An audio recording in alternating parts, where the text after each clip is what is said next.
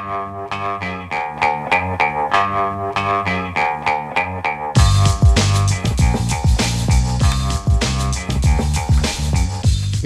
the Brian Lehrer Show on WNYC. Happy Friday, everybody. We have Ken Burns on the show today, the legendary documentary filmmaker, of course.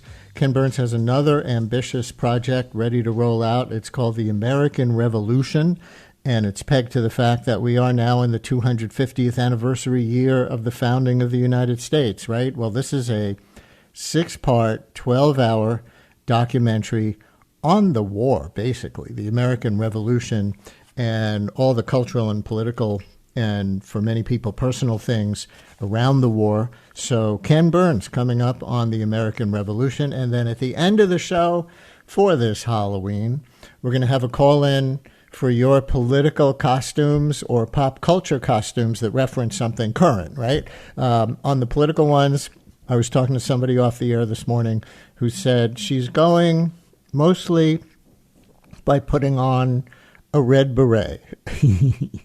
So if you're in New York City, I think almost everybody listening right now will know who she's going as. So we'll get to your calls with your Halloween contemporary pop culture or political costumes later in the show. But we begin today with an ending. The end of our election series, 30 issues in 30 days. We made it, and we never even missed a day. 30 straight shows looking away from the polls, which is what most of the other media talk about incessantly, to the many issues in the New York mayoral and New Jersey gubernatorial race. We hope we served a public purpose and maybe even helped some of you make up your minds one way or another in whatever race, plus the ballot questions, which we also took on as some of the 30 issues.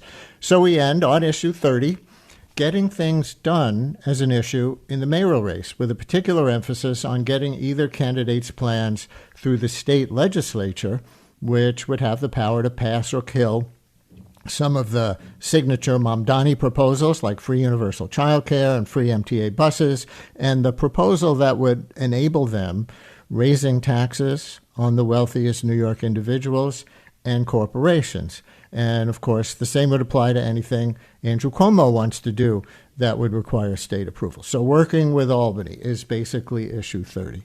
We'll do this as kind of another debate with Michael Aronson from the Daily News editorial board, which endorsed Cuomo based partly on this question, and Eric Blank from The Nation, who wrote up a possible blueprint for how Mamdani could pressure Albany to enact his agenda. We'll get to them shortly. But first, I want to replay 2 clips from just before the primary when I basically put this question to both Cuomo and Mamdani. Now, while the mayor of New York is a powerful position in its own right, working with leaders in Albany is key to successfully governing the city. So for Cuomo, I quoted a Crain's New York Business article that said he would encounter headwinds due to his ice-cold relationships with the state lawmakers who he antagonized during his debate as governor.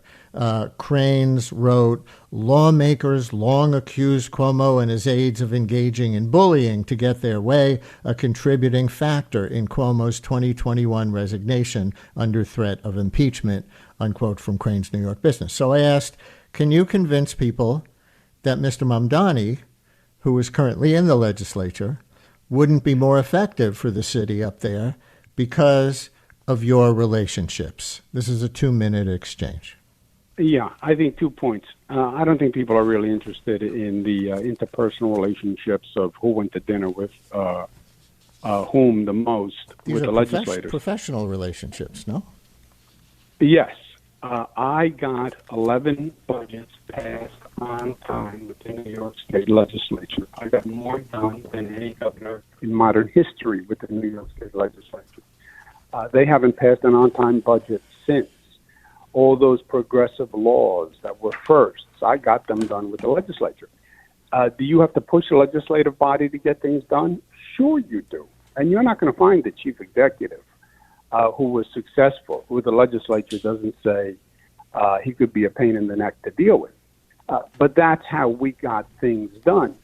And look, as mayor, you're going to have to fight with Albany. You're going to have to.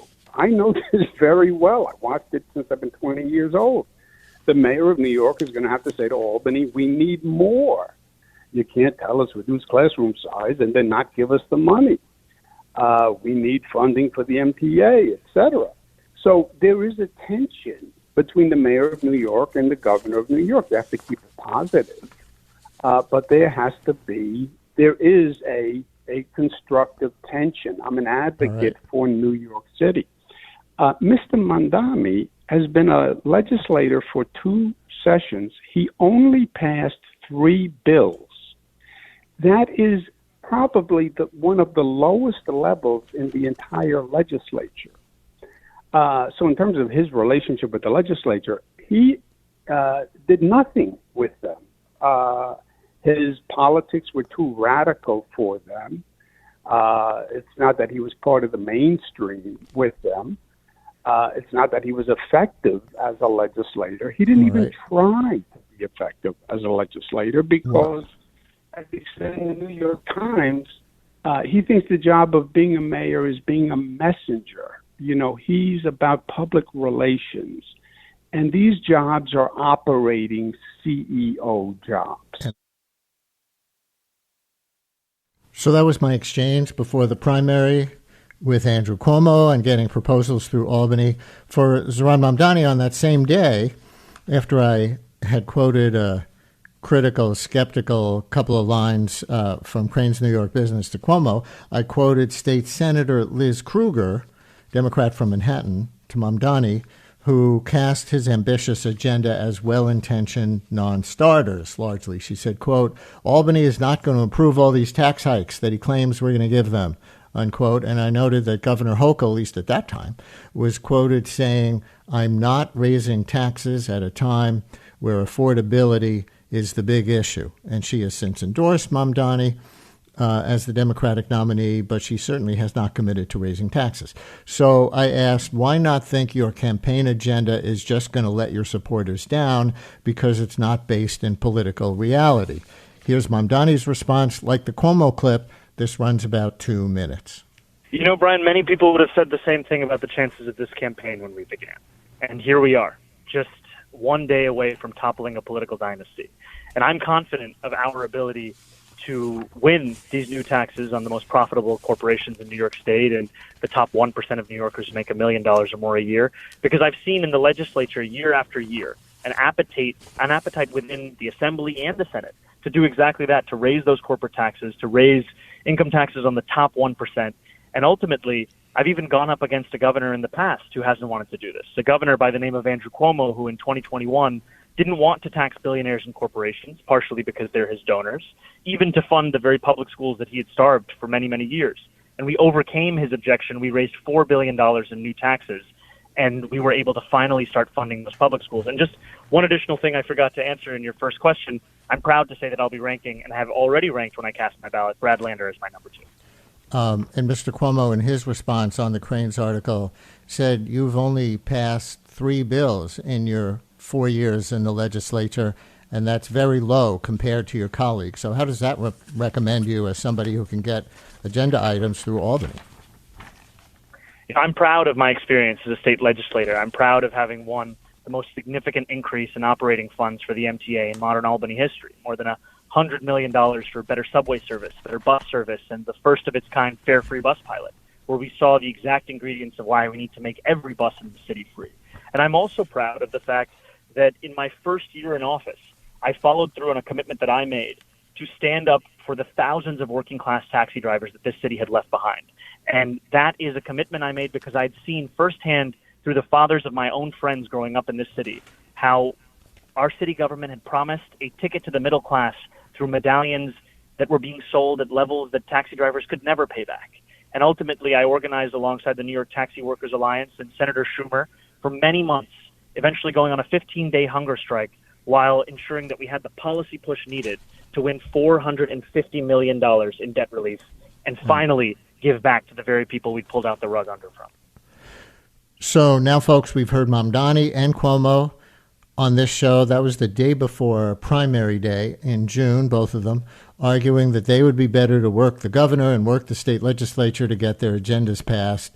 This is issue 30 as we conclude our 30 issues in 30 days election series. Who would be better to work their agendas through Albany? Listeners, any new reactions to those clips? I remember back on that show in June, we were going through a bunch of candidates real quick since there were so many in the Democratic primary at that time, and we didn't take phone calls for them at that time. So now you can react to what you just heard from Cuomo or Mamdani, or ask the guests we're going to bring on in a minute a question about getting agendas passed. 212-433-WNYC, 212-433-9692. You can call, you can text. We already have one text that I'm definitely going to ask right after the break to our guests. We will have the two guests with opposing points of view to discuss this, and you on the phones and on text messages right after this.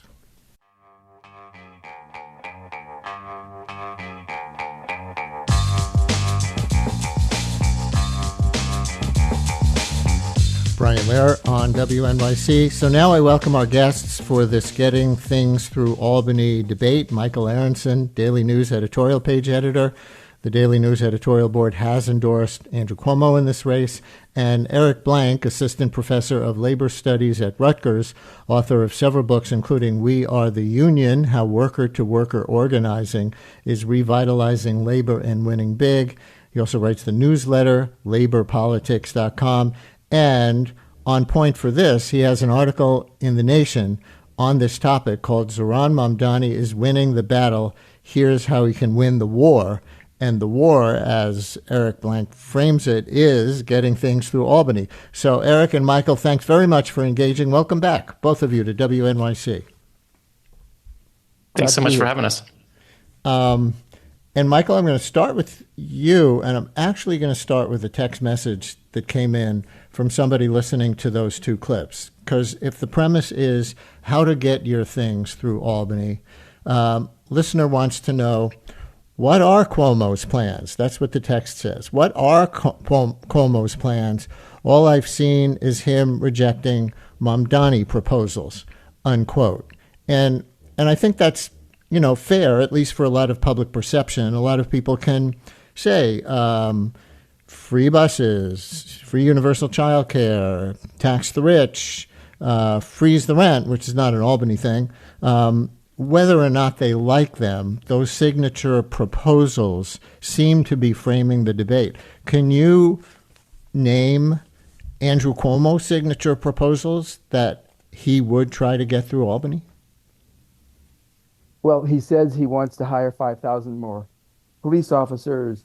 That's not necessarily an Albany thing, unless he's looking for funding. That actually happened when his father was governor and David Dinkins was the mayor and Peter Vallone was the city council speaker. Safe Cities, Safe Streets in the early 1990s.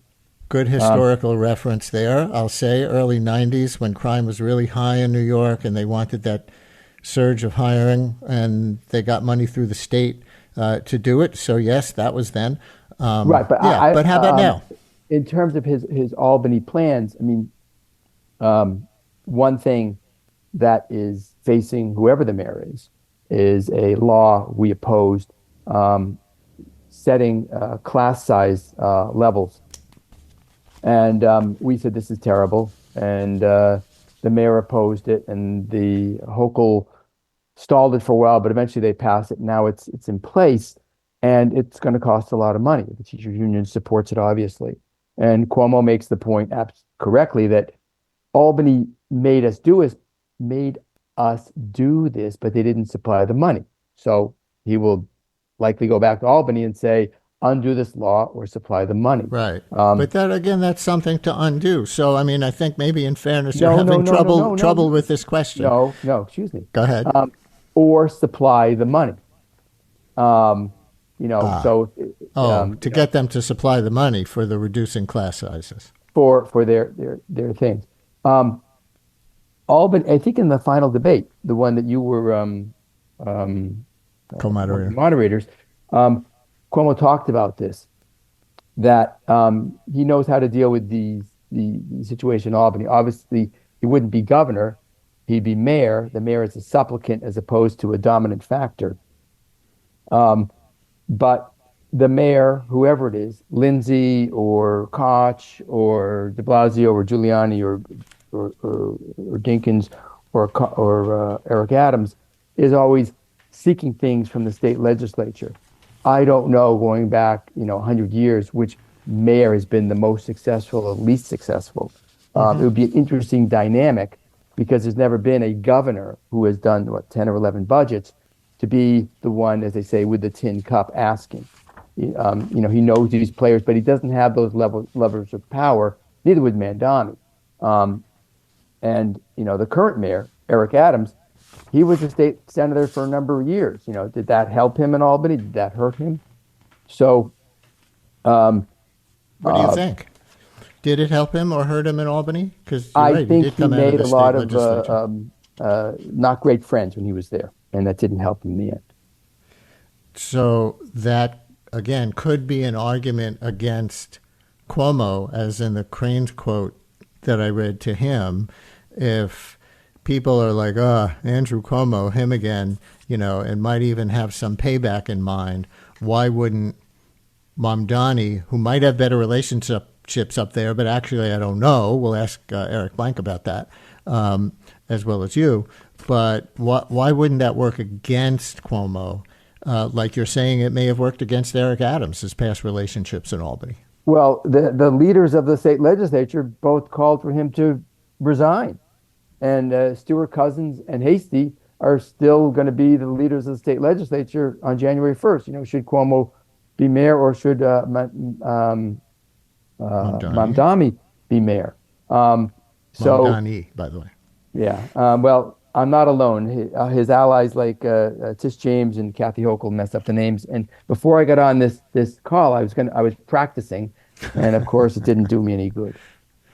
But aren't you making his case? You're saying Andrew Stewart Cousins and Carl Hastie, the leaders of the two houses of the legislature, are still there with their frayed relationships with Andrew Cuomo. So fill in the blank. Yeah, I don't know what happened. I mean, the assemblyman was an outlier in the assembly. He was not a favorite of the leadership. I think he only got one or two bills signed into law. His signature bill to bar New York charities from operating in certain parts of East Jerusalem and the West Bank went nowhere. So it's not like he was a master legislator himself. And it's disputed whether his insistence on the free bus program, being in the budget, not being in the budget, him voting against the budget, it was stripped out. So it's not as though he is the person with a great deal of successes in Albany, getting things done. So on that note, I'll turn to Eric Blank. And Eric, I will go back to the question that I asked Mamdani in that previous interview that we excerpted from, and the Liz Kruger quote from then and the Kathy Hochul quote from them, both about the difficulty of getting a tax hike through Albany, which would underpin the other signature proposals of Zohran Mamdani. So where do you want to start? And I know your article in The Nation is kind of a blueprint for how he could get over that. So take us there. Yeah, I actually want to just say I was sort of very surprised at how hard it was for Cuomo's supporter to make a positive case. And I think it really shows the extent to which Cuomo and his supporters are running an anti-Zohran campaign, not a pro-Cuomo campaign. And the question of how to pass things in Albany is obviously a crucial one. And I don't think it takes a policy expert to understand that if you're going to choose between a candidate who has all of the most important leaders in Albany enthusiastically endorsing you, as Zohran Mamdani has, just in Queens last Sunday, we had the governor, we had the head of the assembly and the Senate enthusiastically embracing Zohran, enthusiastically saying we're going to pass these policies. And so it doesn't take a policy expert to understand that if your goal is to move an agenda in Albany, you're going to want the candidate who already has the active support of the leaders who are going to make that happen. So, I do think but let me interrupt here because Sure. I don't think Kathy Hochul, who was the only one of the three to speak at the Forest Hills rally, I believe, and we're going to play a clip from that in a minute, but I don't think she committed to raising taxes. I don't think she's changed her position on that, and I don't think we've heard from Andrea Stewart Cousins, leader of the Senate, Carl Hastie, leader of the Assembly, that they're ready to do that either. Just because they were on stage. Well, I'm gonna respond to the question. Hang on, Michael, hang on. Let Eric respond to the question, then I'll definitely let you back in. But Eric, go ahead. Yeah, so Carl Hastie actually has openly called for taxing the rich, and in the Senate as well, there's overwhelming enthusiasm for this. And on the Hochul question, what you said is correct. She has not come out swinging for tax the rich, although she has started waffling, and her very hard stance of even as recently as a month ago has really shifted because she sees the mass movement that is around Zoran, and she's seeing the way the political winds are shifting in this state, in this country. And so, she's not stupid, she's smart. She's reading what it's going to take to get elected. And I think that is the reason why it's very realistic to expect that the way this is going to go down is that Zoran and his allies in the assembly are going to push for ambitious proposals. And as is always the case, there'll be some sort of deal and compromise being met. And Hochul, who wants to be the child care governor, she's explicitly said that at the rally on Sunday. She said, we are going to make universal child care possible. And so to make that happen, there's going to be a legislative process in which a deal would be made that will grant a lot of these priorities, not just for New York City, but statewide. And Hochul right now, for her own political reasons, is not going to come out and say, yes, I'm for taxing the rich. But I am very confident that these policies will ultimately come into place. All right, Michael Aronson, Daily News editorial board editor. You wanted to get in there? Go ahead. Well, just Eric had said enthusiastically. I was like chuckling. Hochul is not enthusiastic about anything related to Mamdani. She yes, she's endorsing him. She's not enthusiastic about his platform of raising taxes. Carl Hastie is no ally of him. I mean, Stuart Cousins, yes, supported him from the outset. And that, one thing we haven't talked about that's an Albany thing, it's not money, is the mayoral control of schools. Every mayor, since Ed Koch or before, has wanted some ability to manage the school system, which the mayor has to provide money for. And it's finally achieved under Mike Bloomberg. And Bill de Blasio wanted it, and Eric Adams. And here you have a candidate, Zoran, who says he doesn't want it. Whether Albany would say, okay, sure, we're happy to take it away from you and I guess give it back to the old Board of Education, that would be a very different dynamic. That would be the mayor saying, I want to surrender an authority. I want to surrender a power. Zoran, help me with make it easier to pronounce. That's okay. Mamdani. Mom, like everybody has a mom, right? We call her mom. Right. And Ronnie Reagan, Connie, Bonnie, those common girls' names. That's my little cheat sheet for anybody who's still having trouble with it. But anyway, go ahead. Doesn't want that authority. When Cuomo was in the other side, he was like tortured de Blasio, where they'd give it to de Blasio for, a year at a time. We've called for it making permanent. But since the focus of this segment is who can achieve what in Albany, looking at the record, as an individual, Andrew Cuomo has achieved a lot more in Albany than probably anyone in the past, 40 years. Mamdani has achieved very little in Albany during his 5.5 years in the Assembly. So that is a track record. Yes, there's baggage. People were allies, they're opponents. But they all have responsibilities in the Assembly, in the Senate. I don't think, Hochul is looking at her own reelection, from the right with Stefanik announcing any day, is going to want to be raising taxes. She said, I'm not going to raise taxes. I'm not going to raise taxes. I'm not going to raise taxes. So when Mamdani says he wants to raise the corporate income tax and the tax on high earners, she's going to resist. And the other thing, which I think maybe Eric knows, is I believe those two taxes are statewide taxes. So a corporation in Buffalo would pay the higher rate equal to New Jersey, but would that extra money come to New York City, come to the mayor? A high earner in Rochester who lives in Rochester and earns in Rochester, and his personal income tax level goes up, would that extra money go to New York City? That's never happened. So that you why would would they tax support something that? on a statewide basis and only send it to 5 counties. If that's in fact how it's structured. I knew this Kathy Hochul would come up, issue would come up from both of you, so I pulled a 1.5-minute clip from the Mamdani rally in Forest Hills on Sunday, where, as you both noted, Hochul, Hasty, and Stuart Cousins all appeared. Hochul, the visual here is Hochul is speaking. She's the only one of the 3 Albany leaders who did speak, but she's Hasty. They did speak at the rally. Sorry, so I misspoke on that, and somehow I misunderstood that fact.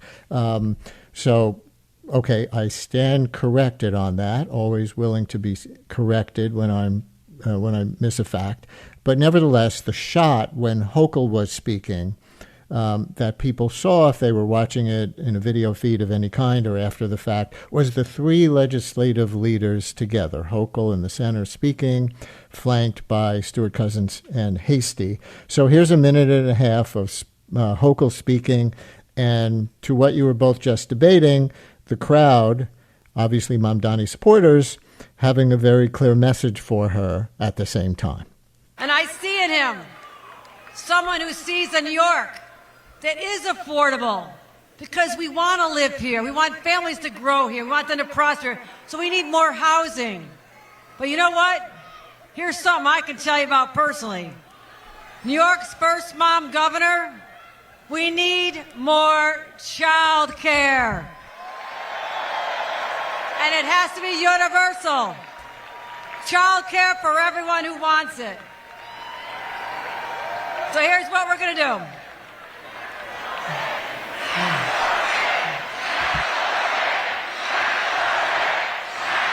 Well, this crowd is fired up.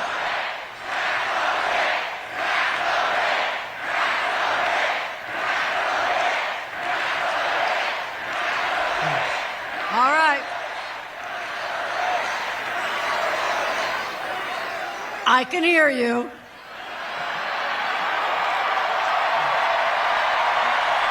I can hear you. They're chanting "tax the rich" if you can't hear it. My friends, you want to see Zoran or not? Okay. All right. Listen, I got one plea for you. I love to see this energy. And she went on from there. Governor Hochul, in what was kind of a cringeworthy moment, as she was supporting, but then not necessarily being supported by that crowd, who was chanting "tax the rich, tax the rich, tax the rich." And Eric, I'm going to throw it to you out of that, because I think it relates to the thrust of your piece in The Nation, which is all about your call for Mamdani to mobilize or remobilize this movement, which might get him elected next week. Of course, we don't know how it's going to turn out, but assuming it comes out the way the polls have been, Mamdani would be elected mayor with these tens of thousands of volunteers behind him who've been volunteer canvassers and everything else they've been doing. And you're saying he needs that movement specifically to work things through Albany. Make that case. Very happy to. I just want to say it's not that hard to pronounce Zoran Mamdani's name. And I think it's, we should just say it's important for political figures in New York City to get that right.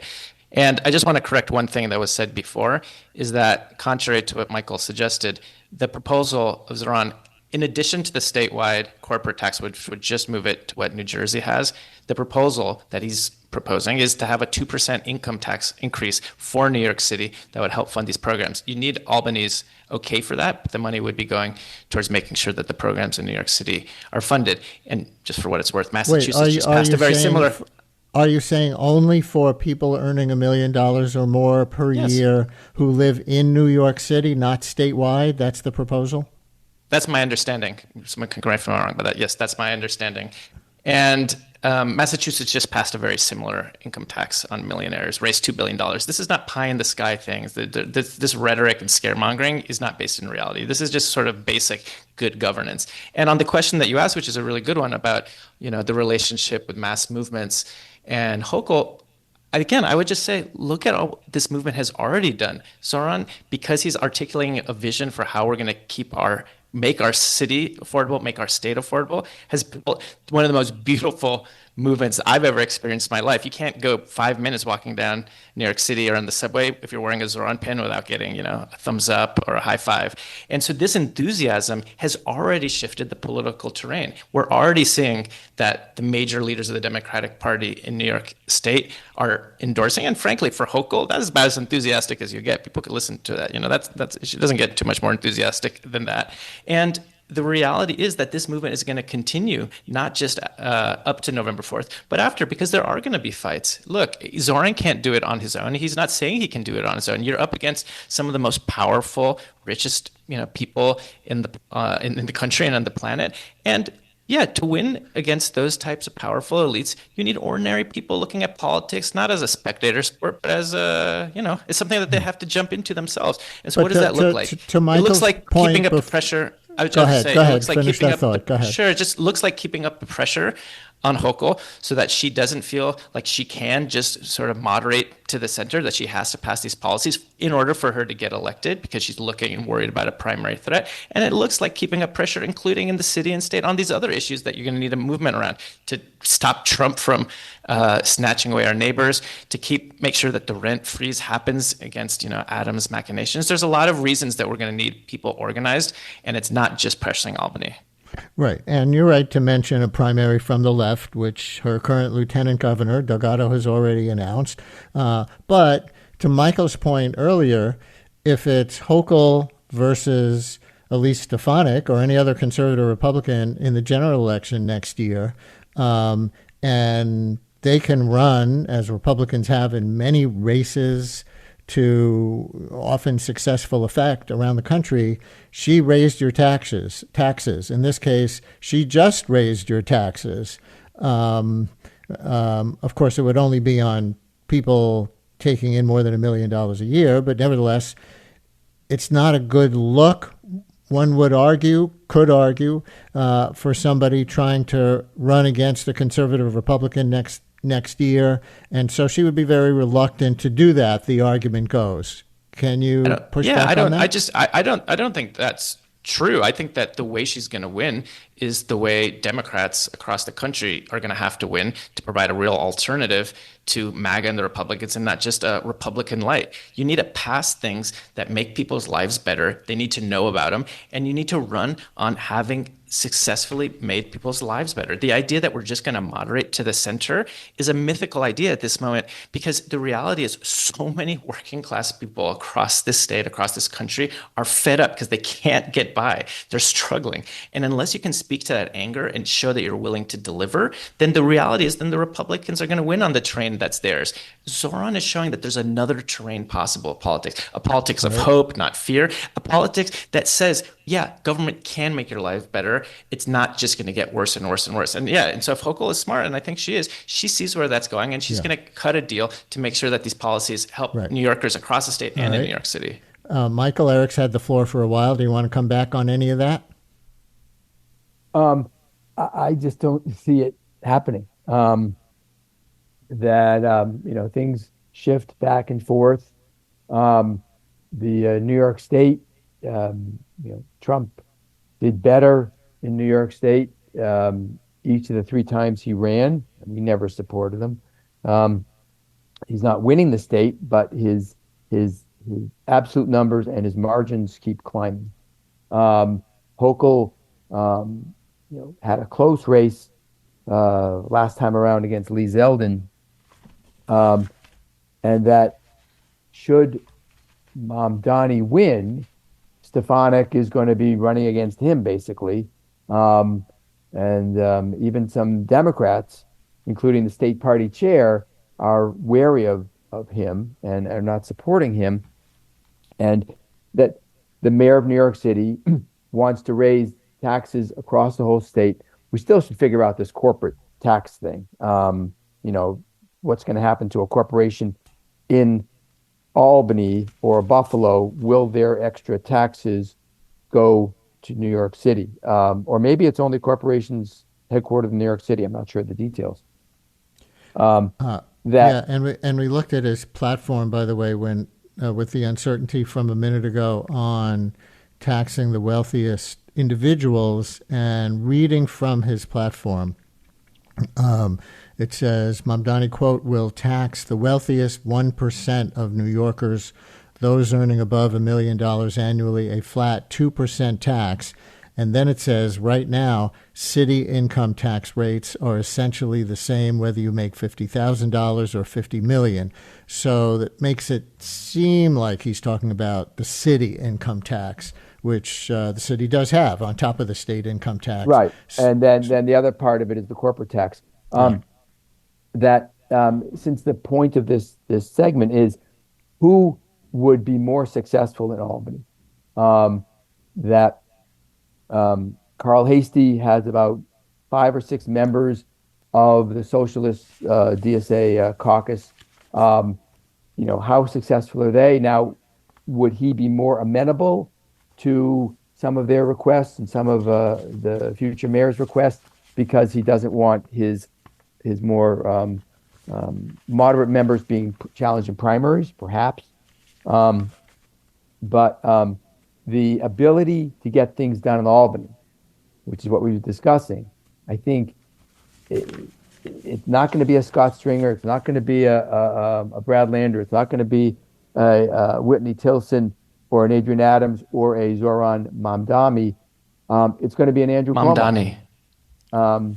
And there's no disrespect meant, okay? I mean, there's been many articles about people getting the names wrong. I know, you said you're just having trouble with it. Well, could I just, on the policy thing, I'd just like to say that we have very clear evidence that this can happen. It's not, pie in the sky. Just look at how Cuomo, when he was governor, was pressured to tax the rich in 2021. And that was a campaign that Soran and that movement helped push against Cuomo's initial reluctance, raised $4 billion for our state. And so imagine how much further we can go when we have a governor that is actively endorsing this movement. And I would just say, again, this is the existential question for Democrats in the city and the country. If we're just going to repeat Republicanism, or we're going to provide a real alternative. Time. Eric, finish. Yeah, the question is whether we're just going to be Republicans-led or whether we're going to provide a real alternative. And Zoran has already shown his ability to win over many of these voters, working-class voters, black and brown voters who voted for Trump, because the reality is Trump spoke to their anger and their deep disquiet at the difficulty getting by. And Zoran's laser focus on meeting the affordability crisis speaks to working class people across the city, across the country. And unless we adopt that message, I frankly really worry about the future of our country. Let's get a couple of callers in here before we run out of time. Here is Maria Elena in Brooklyn. You're on WNYC. Hi, thank you for calling in. Thank you, Brian. Long-time listener.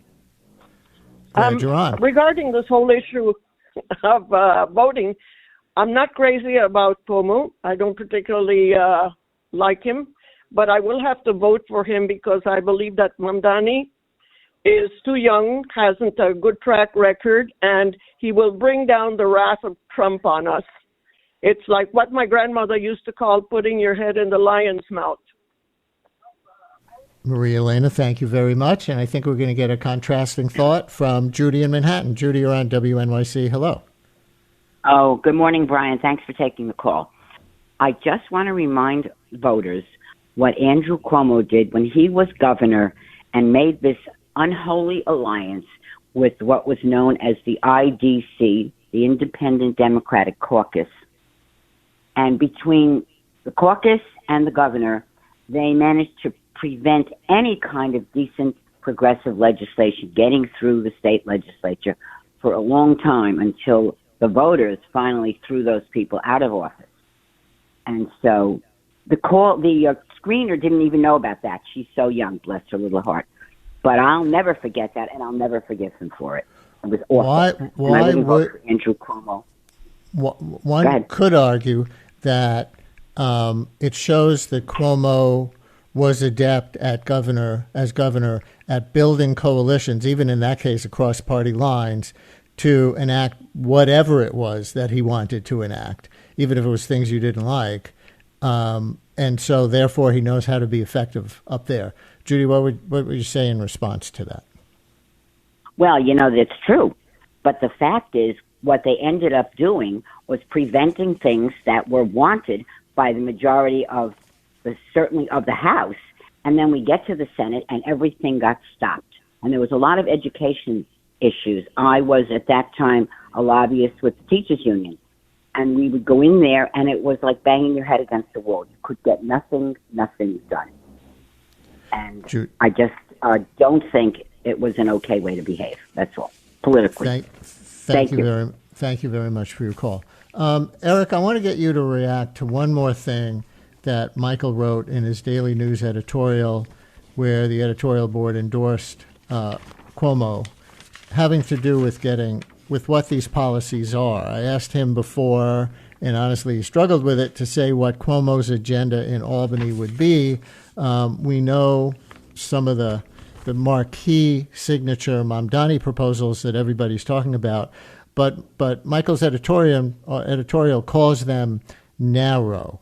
It says about Mamdani, he stumbles and dodges when asked to venture beyond his surface-level focus on affordability and is for and only for narrow planks: childcare, buses, rent, and grocery stores. Can you argue that that's not narrow? Because freeze the rent only helps the people in rent-stabilized apartments. Childcare is probably the biggest thing, but Michael calls them four narrow planks: rent, grocery stores, buses, and childcare. Is it a broad agenda for affordability in New York, or is it narrow?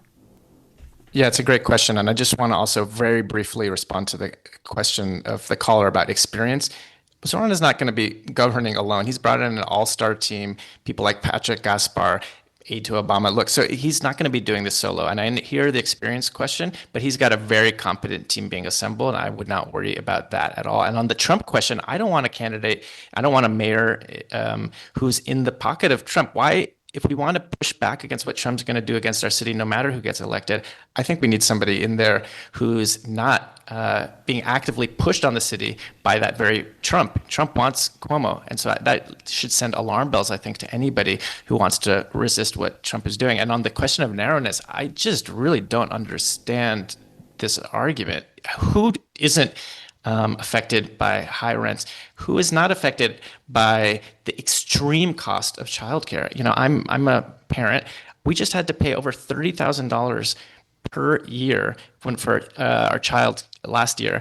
And I've got a union job. I've got a decent wage. It's insane what we're doing to working class people in this city. And so to argue that these types of policies are narrow is just really to miss the moment. We see there's a reason there's so much enthusiasm around Zoran. And that's because so many people see themselves and see their struggles and what he's talking about. And I think that's why we're going to win on November 4th and transform the state and the city.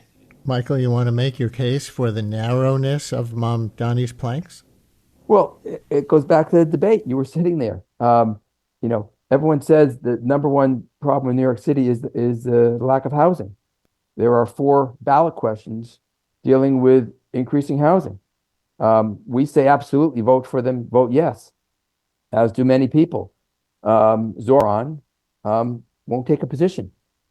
He says it's not part of my campaign. I want to talk about affordability, but he won't take that position. I hope he's voting yes. That's one more vote for it. But the whether it's political tactician and he's supposed to be a new type of person, he's open, he's honest. What's your position? People have been asking him for months. You were on the debate panel. The audience started booing him. The 2 other candidates were heckling him. Errol Lewis was saying, okay, you're not going to answer. And that affects everyone housing in terms of, I used to have a rent stabilized place, as did Cuomo, as does Zoran now. We did do rent freezes under de Blasio, 3 or 4 years. It didn't make more available housing. And eventually those rents go up because costs need to be maintained by the landlord. So he's run a very disciplined, focused campaign. He's likely to win. That's clear, not for certain.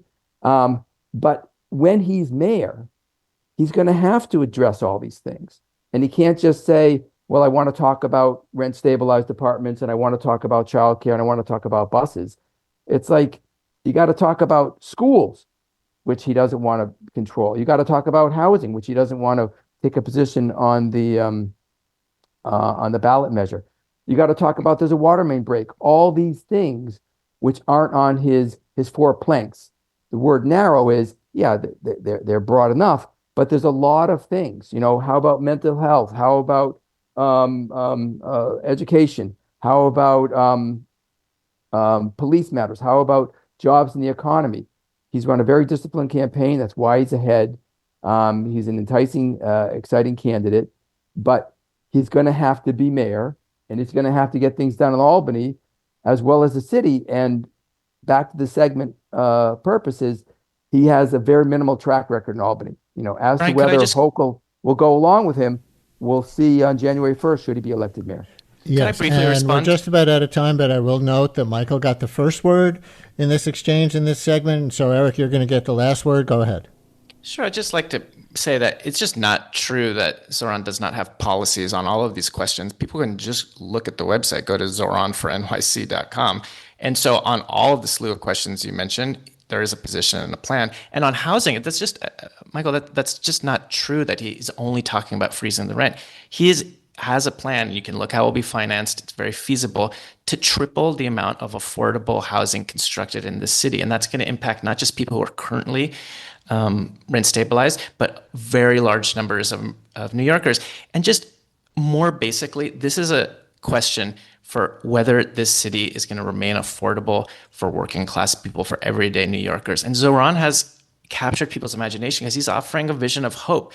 And he's offering a vision that is going to make people's lives better, just like we did in the 1930s in the Depression. Our best mayor was faced with the same criticism, you can't do it. And LaGuardia came in and he showed the rest of the country how the city can lead. And it showed the country how government can make people's lives better. That's how we got out of the Depression. And I think Zoran is going to do this now for the whole United States. Eric Blank, Assistant Professor of Labor Studies at Rutgers, author of several books, writes the newsletter laborpolitics.com, and has an article in The Nation on this topic of getting his agenda through Albany called Zoran Mamdani is Winning the Battle. Here's how we can win the war. And Michael Aronson is the Daily News editorial page editor. The Daily News endorsed Cuomo in this race, partly on the strength that they see of Cuomo as more qualified, more ready to get his agenda through the state legislature. Thank you very much for engaging. Thank you both for being with us today. Glad to Thanks be for here. having us. And listeners, that is our 30 Issues in 30 Days election series. This has been issue 30 on getting things through Albany as an issue in the mayoral race. And again, I hope that we've enlightened you on some of these 30 issues as we've tried to take a good faith approach to digging in on the issues, not just the polls, on this show day after day for the last 30 shows in a row.